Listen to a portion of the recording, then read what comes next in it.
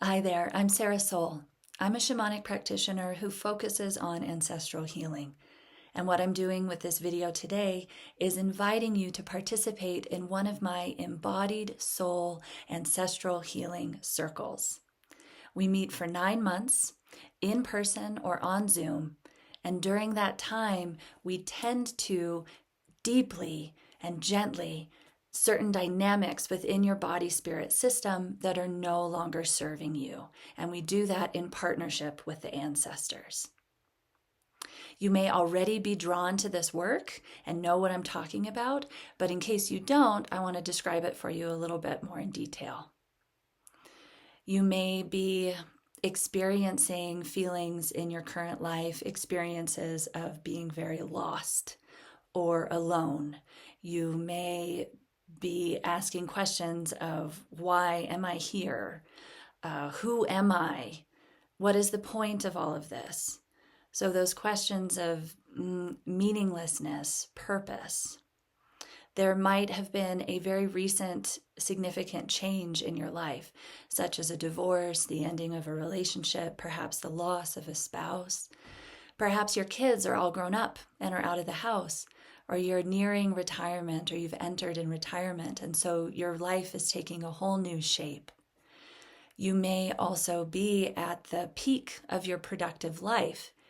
You've made it, but you're still grappling with those feelings of meaninglessness and emptiness. Who am I?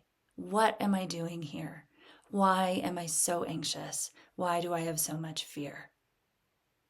These are very, very common experiences, and they're common experiences in our current culture because we have largely lost a connection to our ancestors and to all of the wisdom and the resources, the guidance and the support that comes down from our ancestors through our ancestral lines and can take deep root in our current life and our current body. There's a reason why so many cultures around the world have deeply valued maintaining a connection with our ancestors.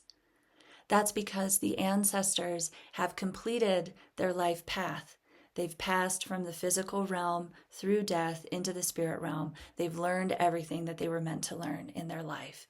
And so when they return to us as spirit guides, they bring tremendous knowledge and wisdom and experience and power. We can partner with them to cultivate our power, our will, and our intent in this life. I have personally benefited tremendously from partnering with the ancestors. They've helped me shape my life in a very conscientious way because I'm not doing it by myself. I'm no longer alone. And I've been able to step into the fullness of knowing myself, knowing my gifts, knowing my purpose, and then taking concrete steps to realize that and embody it in my current life.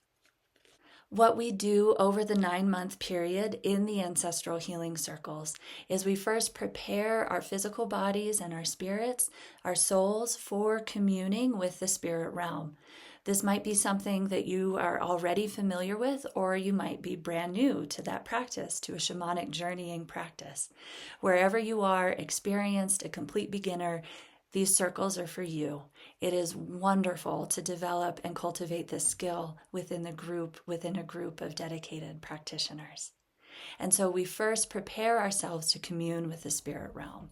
And then we invite our ancestors to reveal themselves to us in spirit form. We get really clear about who they are and what gifts they bring us. And so that's what we do in a big chunk of the circle of our time in the circle is that we draw down all of the gifts and the blessings that have been carried and passed through our ancestral line for many, many, many countless generations. And we not only work with our ancestral bloodlines, but also our milk lines. Those are the adoptive parents, the aunties and the uncles that may have played a very important role in our upbringing. We also incorporate other ancestral lineages like teaching lineages and so forth. So we bring down, we invite all of those gifts and those blessings and all of that wisdom to take deep root and to manifest in our current life.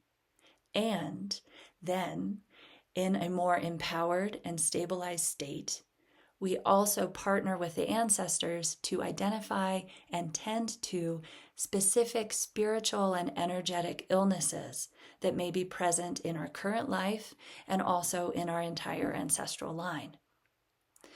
Common spiritual and energetic illnesses include power loss, soul loss, different types of energetic entanglements like cords and curses, the presence of unwell death, which is when an ancestor has died but has not fully crossed into the spirit realm. They linger. There's unfinished business. That can be a whole big mess. There's a lot of other examples of different spiritual and energetic illnesses that we can tend to, but that gives you a little bit of flavor of what we can resolve during our time together. And really what we're doing during the 9-month portal that we pass through together in the context of ancestral healing, really what we're doing is we're expanding our consciousness significantly. We are opening ourselves to the full continuum of our being. What I mean by that is that we do exist as individual selves right now in this life at this point in time. And also, we are not separate from all of the beings who came before us and all of the beings who come after. And so what we do through these different shamanic techniques is that we gently and consistently massage and dissolve that separate individual self who is addicted to survival, who is afraid because they have a misunderstanding that they are alone. That individual self, that small self, begins to dissolve gently over time, and we rest in the fullness of our being.